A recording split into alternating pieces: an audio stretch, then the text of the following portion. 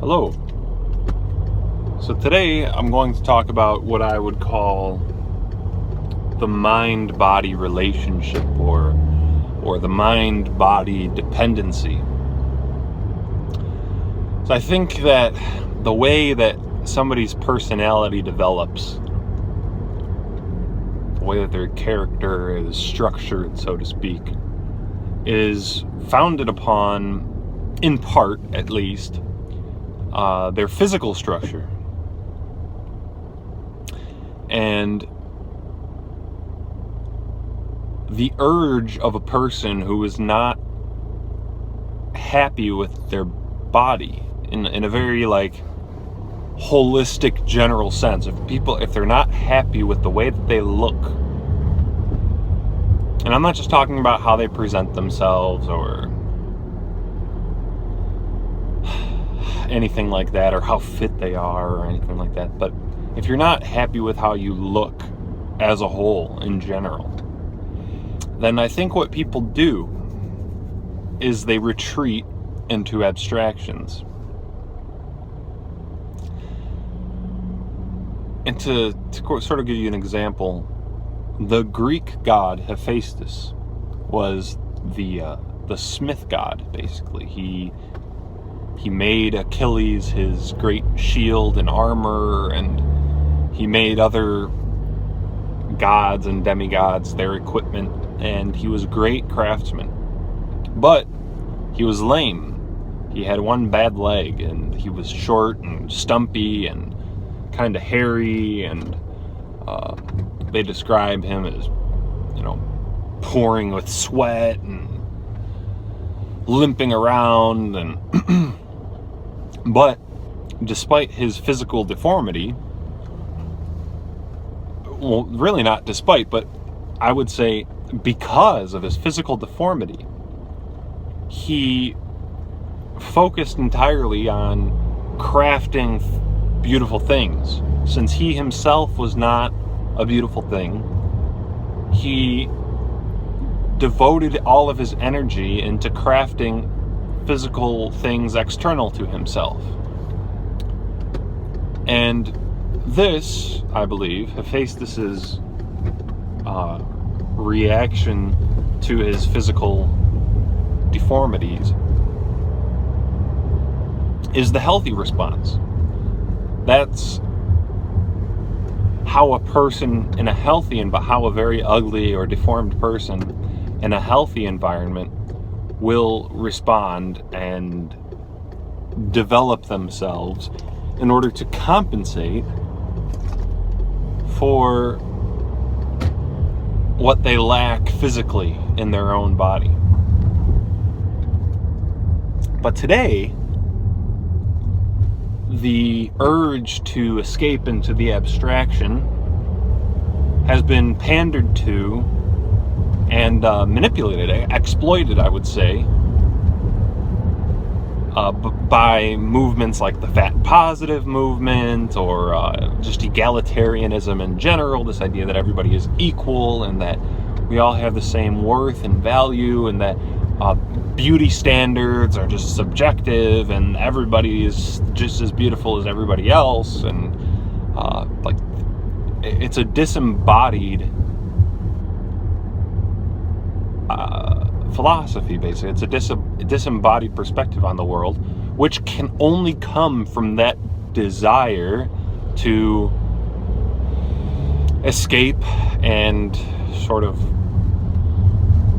shuffle off your mortal coil, so to speak. And I was thinking about this today in one of my classes. I'm taking a class on Antigone, and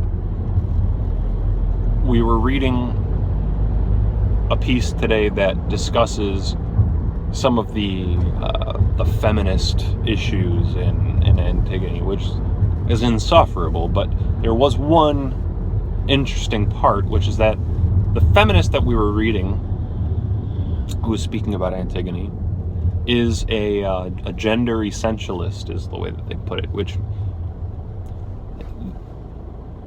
the female identity to this particular feminist writer is rooted in the feminine body, in the female body. The female form helps to account for the feminine spiritual nature, so to speak. And the professor, obviously, because she gave this reading to us, finds at least something interesting or compelling about this type of explanation, this idea that femininity comes from certain particular features of the feminine physical form.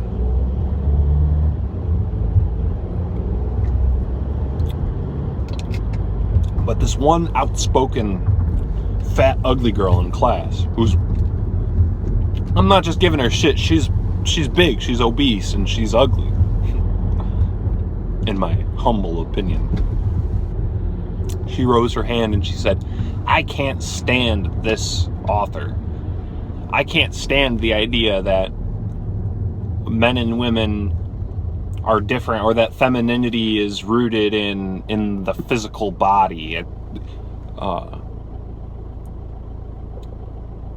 It has to be something more abstract, or something along those lines, is what she said. And I couldn't help but think to myself as she was saying this, of course you don't want to think it has anything to do with the body. Of course you don't even want to think about bodies. The last thing you want to think about as a fat body is physical reality, is like the physical, biological, bodily reality of the situation, and how that influences the expression of more abstract concepts like femininity. And so, of course, the same thing would apply to like transgendered people. The last thing they want to imagine is that femininity or masculinity is ultimately an expression of a particular physical form, because they don't have that physical form, and they're unhappy with the one that they have. They're unhappy with their physical form, and so they want to detach concepts from their physical reality because that suits their interests.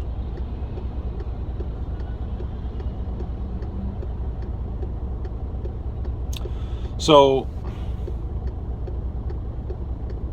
I mean, there's a lot more to say and think about this, but I'm kind of drawing a blank. So what's the other side then? Somebody who is happy with their body, somebody who is happy with their physical existence.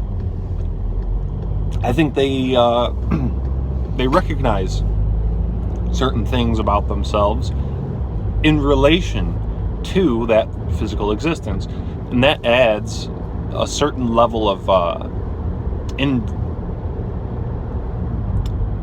irrefutable grounding to their personality. In a sense, it's an irrefutable grounding to your personality for somebody to look at themselves in the mirror and say to themselves, I am satisfied with, and I not only am satisfied, but I am happy with, I'm proud of my existence, my physical form. I'm happy that this thing here exists and other things like it. And being able to do that gives a grounding to your personality and your character and your values and such, because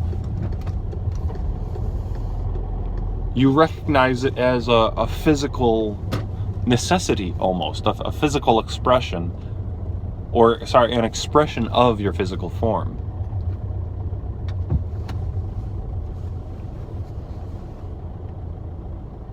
And being able to recognize that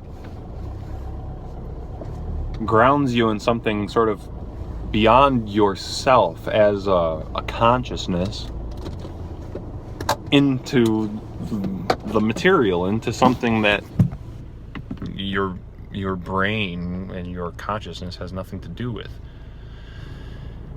Something that you're just recognizing, in a sense. And so here I am at work. I don't have really much else to say. This was kind of a rambling video. I'm not sure if I'll even post this one, but thanks for watching.